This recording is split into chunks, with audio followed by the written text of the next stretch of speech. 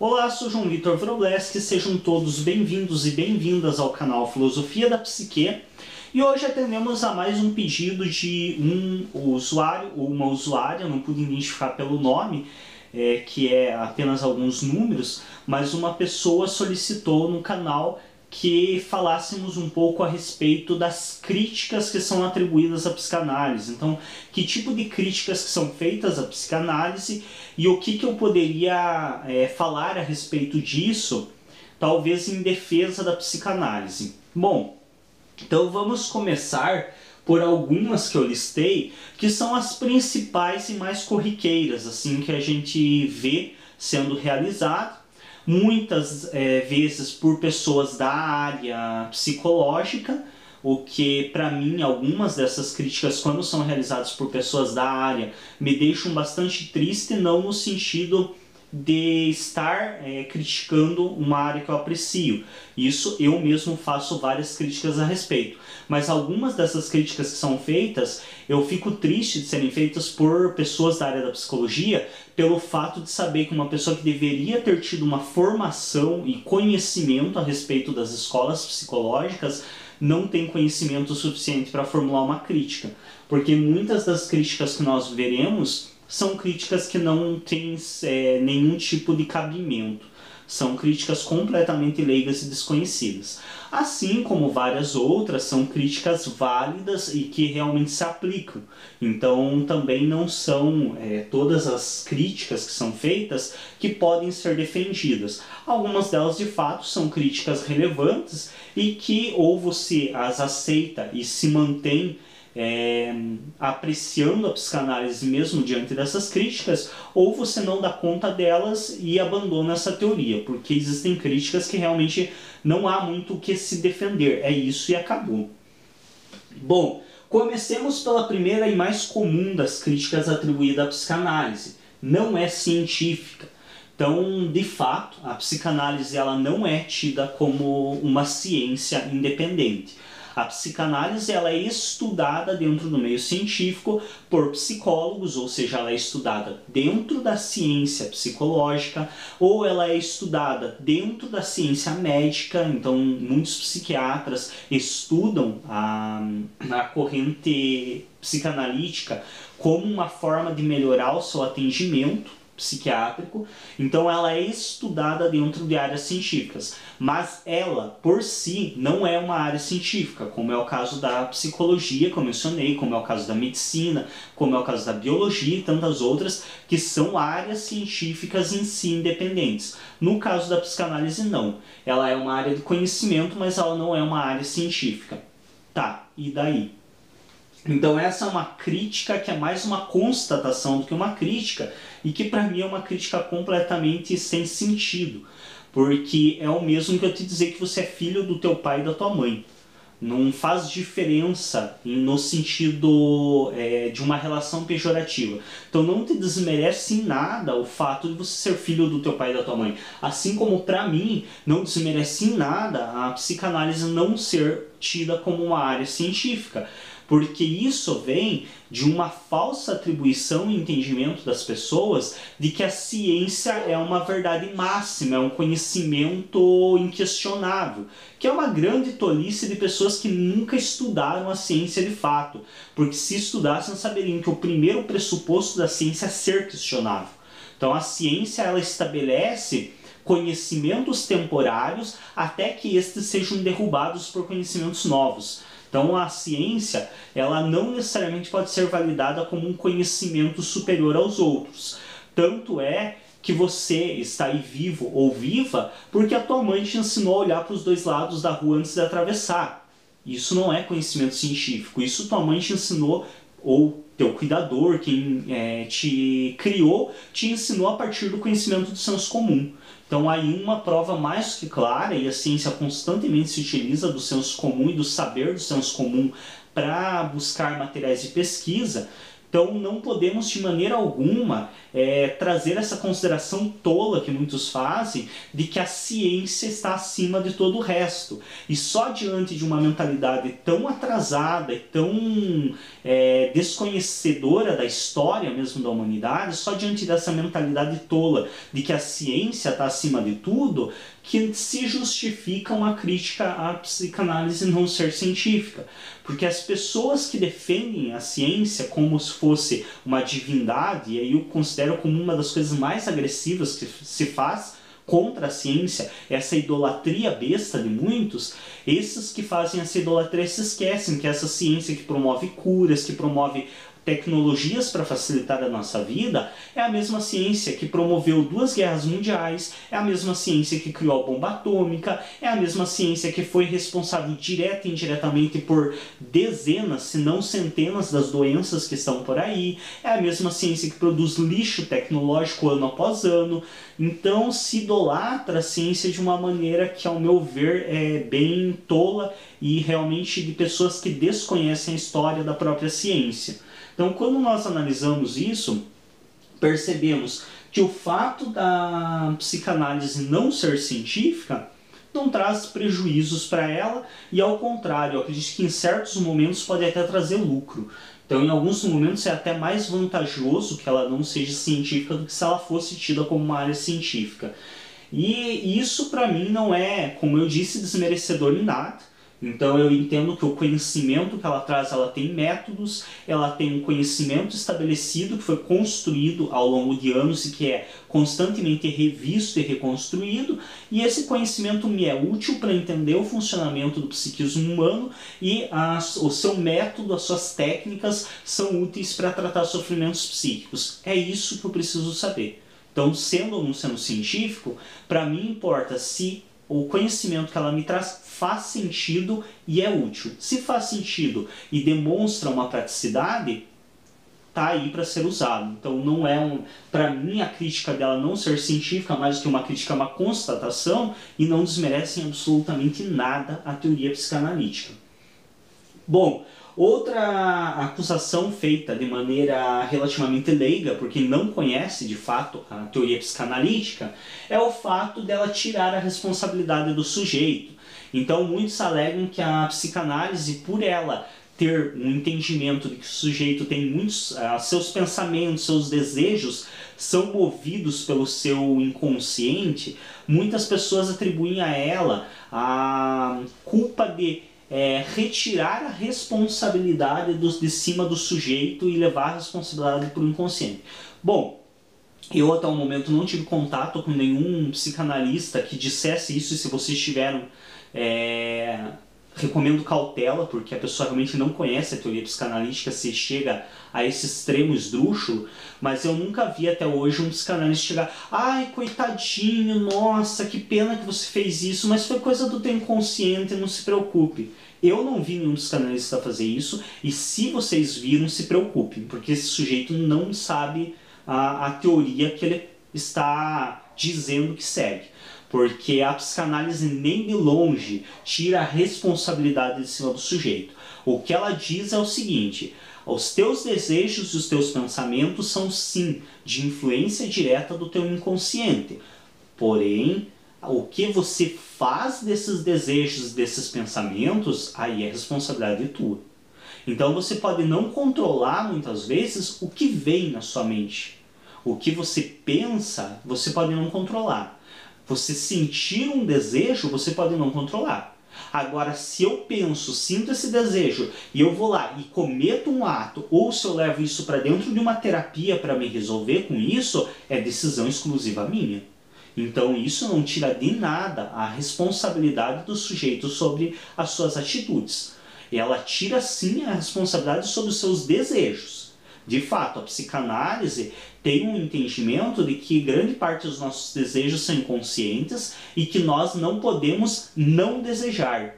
E isso, inclusive, seria a pulsão de morte, seria justamente o ato de tentar chegar a um lugar onde fôssemos tão satisfeitos, entre aspas, que chegássemos ao não desejar, que é simplesmente não sofrer, porque se eu não desejo, eu não me frustro, eu não sofro. Mas sabemos que isso é apenas teoria, não há esse lugar, e a psicanálise entende que não há essa possibilidade de eu não desejar. Se eu estou vivo, eu estou desejando.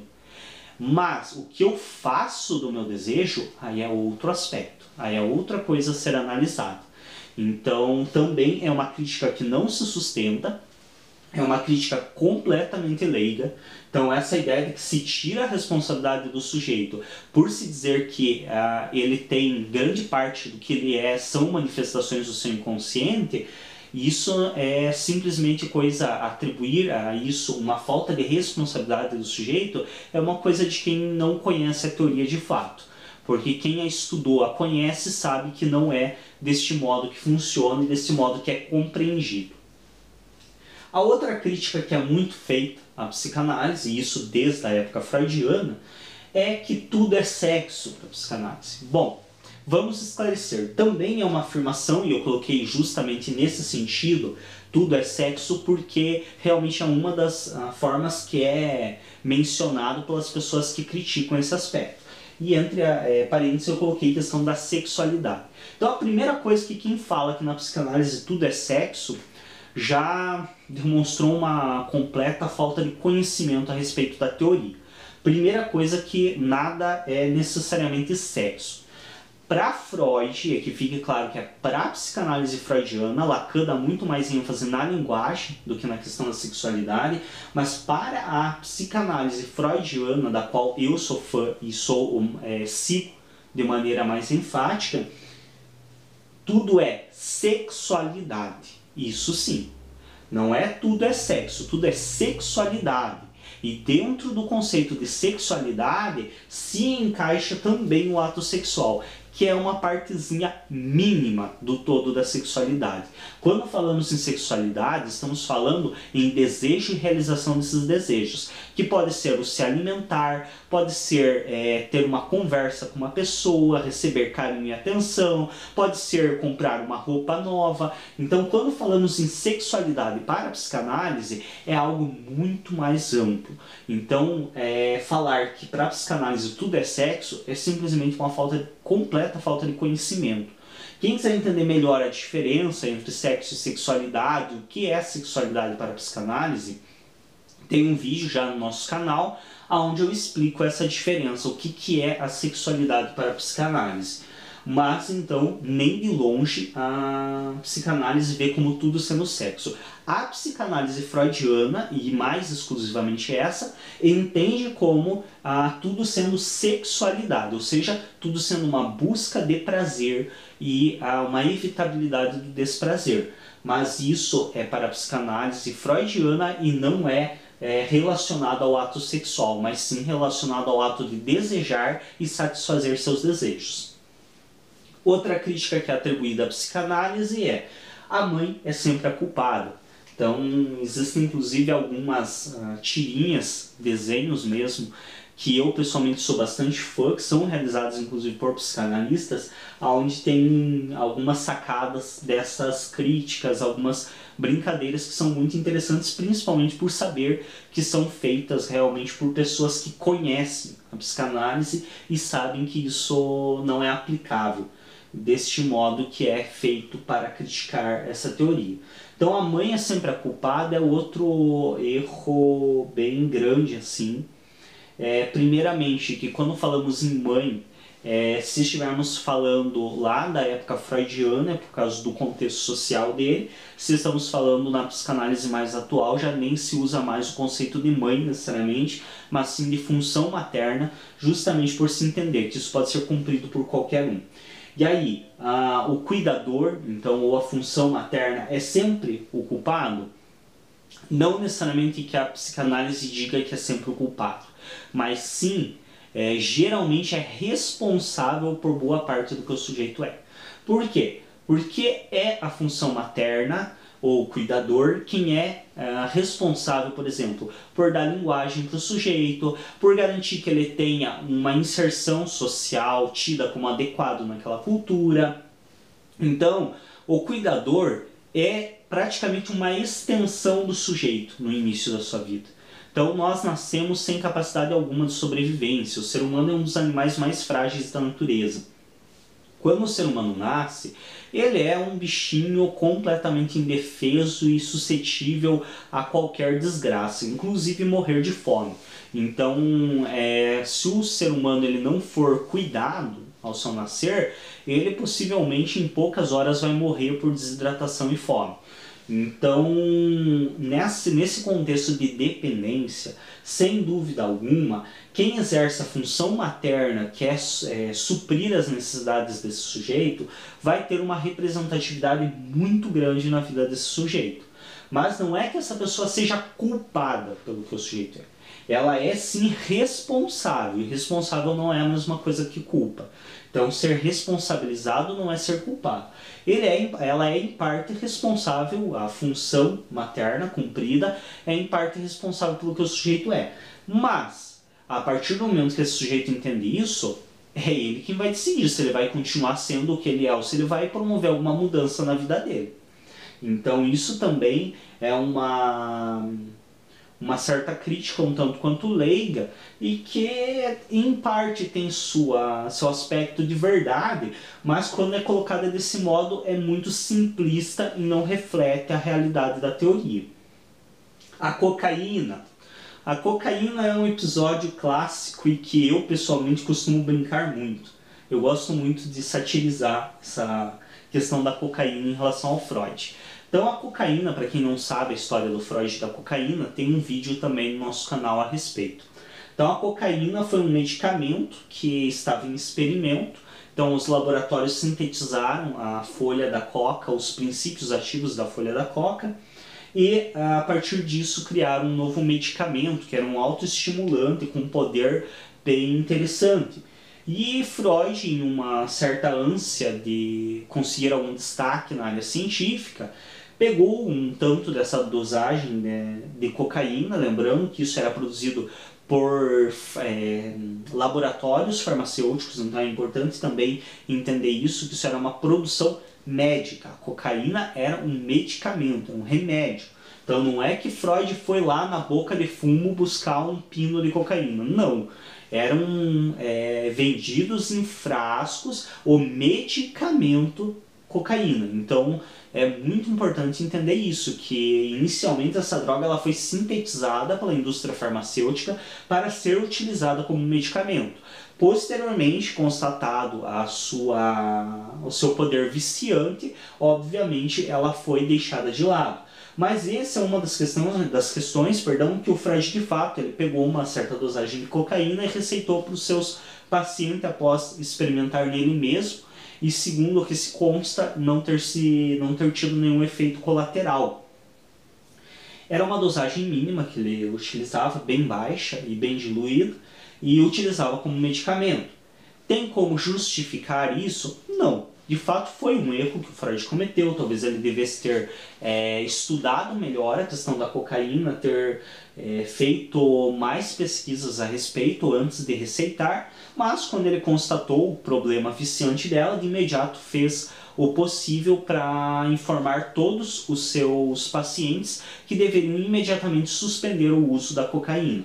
Então esse é uma das críticas que é feita a Freud e à psicanálise meio indiretamente, que é uma das quais não se tem desculpa mesmo. Seria hipocrisia eu chegar aqui e dizer não, Freud não usou cocaína nem receitou cocaína, sendo que nas suas próprias cartas e nos seus livros ele mesmo menciona esse episódio. Então também é uma crítica que é feita, é sim válida, de fato, ocorreu o que é criticado, mas não vejo como isso necessariamente desmerece a teoria psicanalítica ou as ideias do Freud, considerando que ao longo da história a ciência e vários outros pesquisadores cometeram erros gigantes. Então geralmente os pesquisadores eles ficam conhecidos mais pelos seus acertos, mas a gente sabe que aí na história da humanidade a grande maioria das pessoas que pensaram diferente erraram aos montes. Então O que falar, por exemplo, na área da psiquiatria, da terapia eletroconvulsiva ou das terapias de choque térmico. Então, sabemos que a área da medicina errou um monte, sabemos que a área da psicologia errou as toneladas ao longo da história, sabemos que todas as áreas científicas e principalmente as não científicas erraram aos montes ao longo da história da humanidade. Então, o episódio da cocaína é uma crítica que de fato não há muito o que se defender a respeito. Aconteceu e pronto. A interpretação dos sonhos é uma coisa que também é frequentemente criticado. Eu, em alguns momentos, cheguei a fazer, inclusive, essa crítica, que algumas interpretações que o Freud faz de sonhos, elas parecem bem insanas, assim, a princípio.